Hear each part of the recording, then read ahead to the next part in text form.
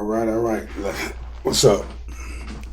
So, last week, IOBA, my name is TC. Last week, my wife and I, we watch movies on Saturday. That's what we do. We sit down, have our coffee, and watch us a movie or two. This week, we watched some stupid shit. I ain't gonna tell y'all what it was. Last week, we watched some stupid shit too. We watched a movie called The Magical Negro with David Alan Grier. Now, I've liked David Alan Grier for a long time. I thought he was a very funny brother. But I ain't here to talk about the movie. I'm here to talk about being the magical Negro. Apparently, there's a group of Negroes who run around saving white people's asses and keeping white people from crashing out and going off the deep end. You know, like Homer Vance and the dude in the Green Mile, them kind of niggas. Always showing up to talk white people off the ledge. Now, I got a confession to make. I've been that brother.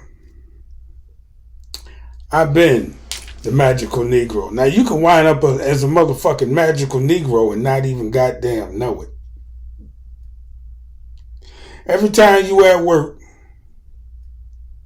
and your white friend is having a motherfucking crisis and you right there to save her sorry ass or talk his drunk ass out, off the ledge.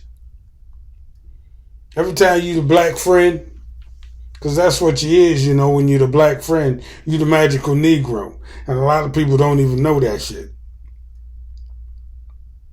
But I was that nigga.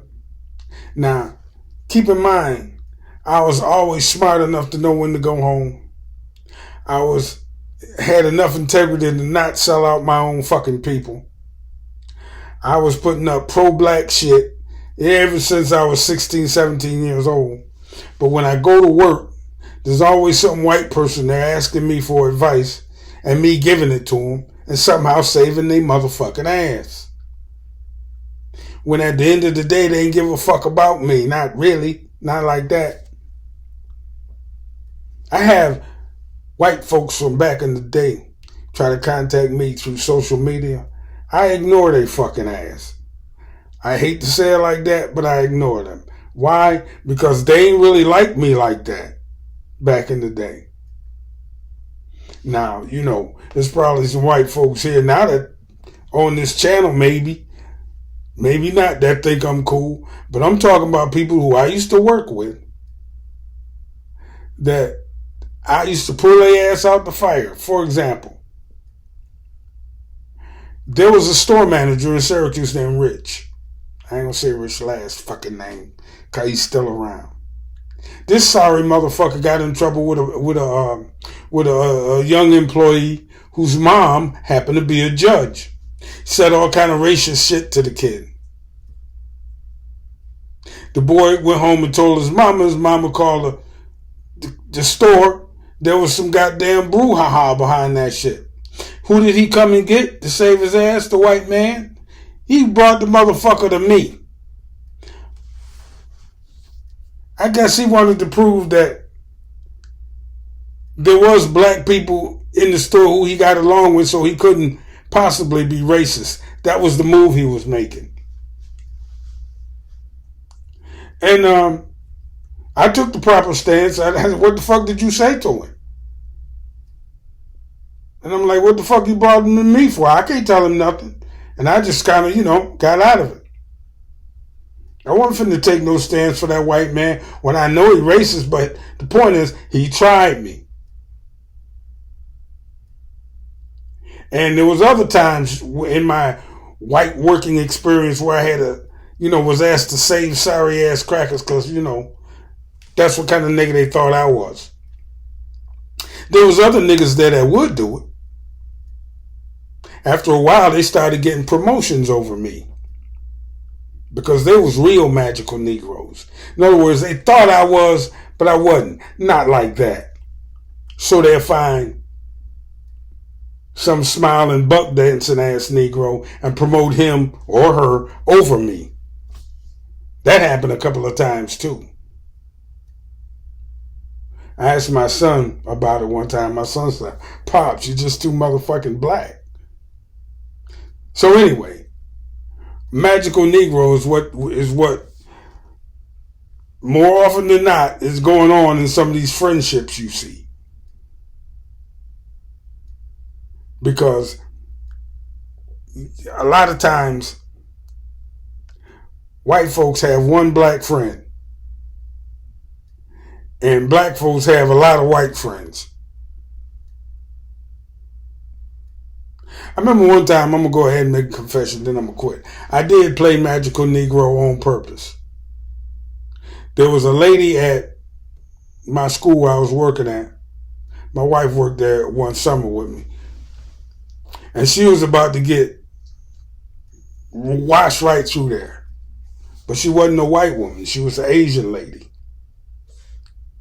And she needed some support. She had these big autistic boys in there, a couple of which she couldn't handle. The big ones wasn't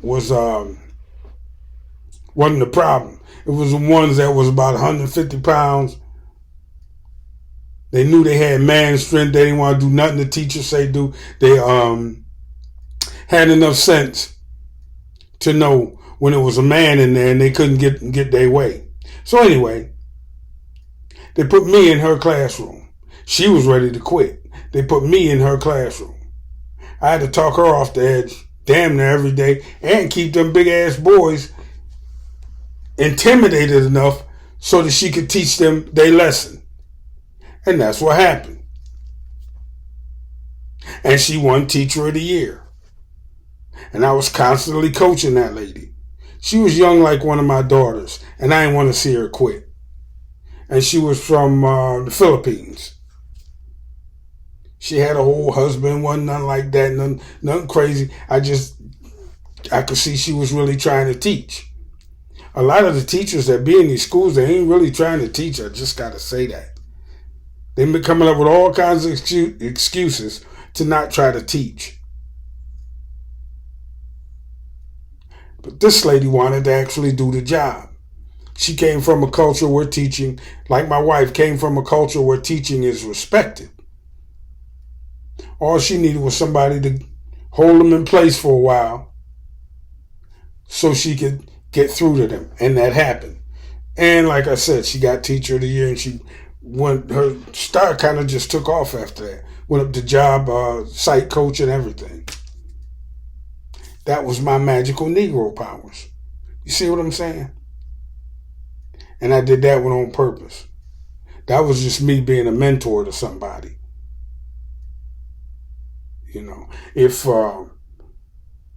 I see somebody struggling, I guess it's the black person in me. We don't like to see other people struggle because we know what struggle really is like.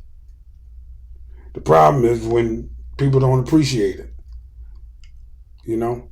But just know, playing the magical Negro, because I'm back on that again, to one of your white coworkers, a lot of times, I'm going to say more often than not, they don't appreciate it.